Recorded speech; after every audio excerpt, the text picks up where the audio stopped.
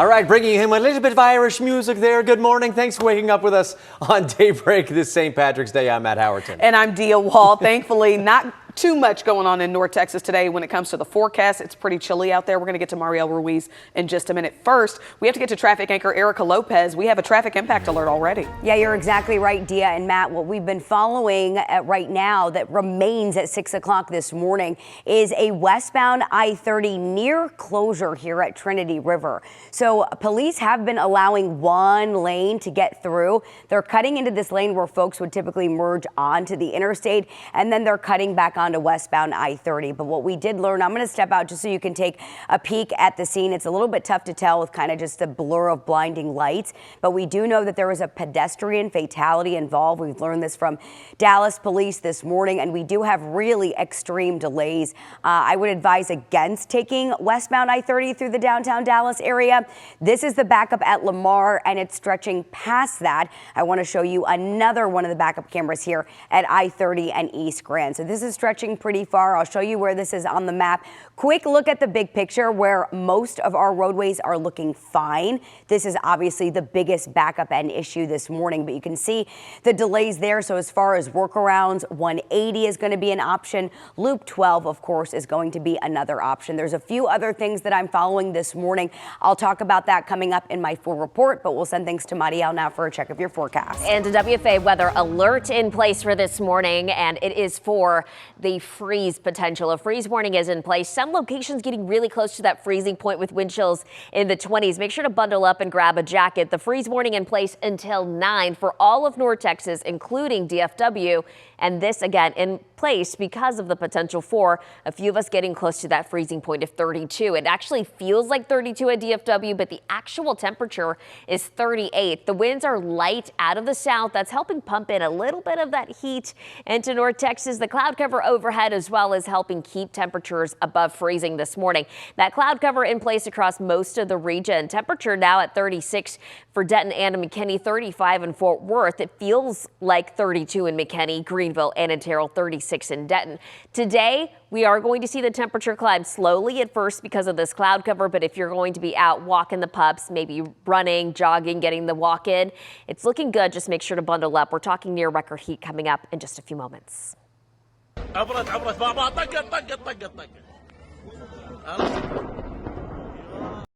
And breaking overnight, a wave of attacks in the Middle East target the U.S. Embassy in Baghdad. This video shows an air defense system there shooting down a drone at the last second. Iraqi officials say it's one of the most intense assaults of the war so far. President Trump now calling out allies who don't want to send warships to the Strait of Hormuz to protect oil tankers. The U.K. saying it's still discussing a plan, but a European Union official says it does not want to widen the war right now. The conflict already impacting Americans at the gas pump with prices up 79 cents from a month ago. Here's a look at prices in Texas overnight, updated by AAA. The average across the state up 20 cents from last week at $3.49 per gallon. Out of our major Texas counties, Dallas the most expensive at $3.61. Denton and Collin County just under that at $3.59. This morning, federal vaccine policy is in limbo. A judge's new ruling could impact your next doctor's appointment. It's centered on Health Secretary Robert F. Kennedy Jr.'s efforts to reshape childhood vaccine policy. Our Chris Sadeghi is in the newsroom with these updates and the details in the decision. And Chris, the judge here sided with several major health organizations, but can you tell us why?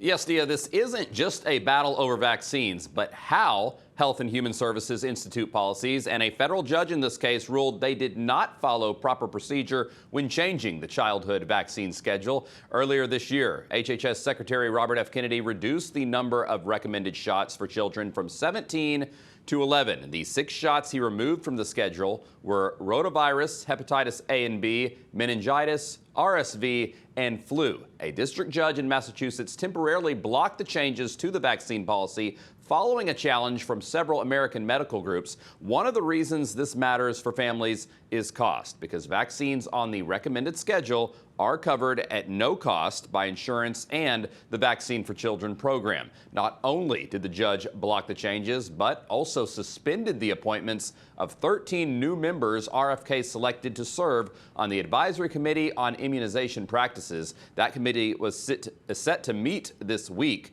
That meeting is now canceled. The American Academy of Pediatrics calls this ruling a victory for children, but this fight not over yet. The administration says they will appeal. Matt, back to you. All right. Thank you so much, Chris. This morning, a man speaks out, heartbroken over his brother's death while in ICE detention here in North Texas. We're learning more about the Afghan native. Natalie Haddad is live for us in Dallas, where he was being held. And Natalie, we still have questions about what led to his hospitalization and why he was in custody to begin with. 100% Dia. Mohammed Nazir Paktiawal died just 24 hours after being detained by ICE. And as you mentioned, there are a lot of questions remaining about his background, his arrest, and how he died. Nazir died on Saturday morning at Parkland Hospital. The night before, officials with U.S. Immigration and Customs Enforcement say he became ill and was taken to the hospital. They say there he received a breathing treatment and stayed overnight for observation. But then the next morning, while eating breakfast, his tongue reportedly began to swell, so medical staff rushed to help, and he died shortly after that.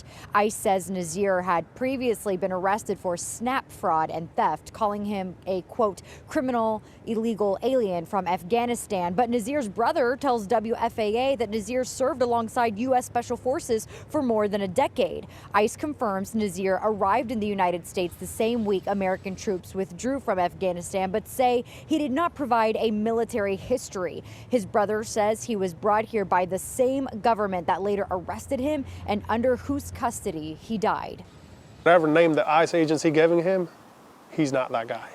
He was a hero who trusted this country, this government, for his life, for the life of his children. Calls for an independent investigation into Nazir's death have been called by Afghani groups here in North Texas. The cause of death is unknown. I'll send it back to you. All right. Thank you so much, Natalie. This morning, a college protester waking up free after being held in a North Texas ICE detention center for more than a year. Luca Cordio was arrested after a pro-Palestinian protest at Columbia University in 2024. The charge is dismissed, but then last March, she was detained for overstaying her visa. Officials also questioned money she sent to family in Gaza. Free inside until everyone is free, and I'm holding them in my heart.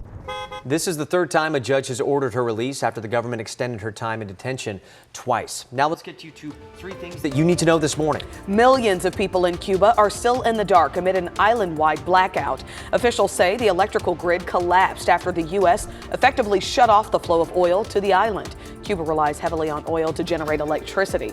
Last week, President Trump said Cuba is in, quote, deep trouble, and that the U.S. may or may not be part of a friendly takeover of the country. We have our first look at AT&T's proposed new headquarters in Plano. New public filings show this rendering of a glass building about 5 stories high behind a massive antenna and sculpture there. Plano City Council still has to vote on the plans, but no date is set for that just yet. The move from Dallas is expected in 2028. I feel like I've had some passengers near me that are like blasting music, and it's kind of uncomfortable, so I'm okay with that, honestly. New reaction to a new rule from United Airlines this morning. Passengers now have to use headphones when listening to or watching anything on board. The airline says if you don't follow the rule, you could be removed from the flight or even banned. It's all part of keeping flights more comfortable for everyone. I'm on board with that one. I mean, not a lot of. We picking it up this St. Patty's Day. Your time is 6:09 this morning.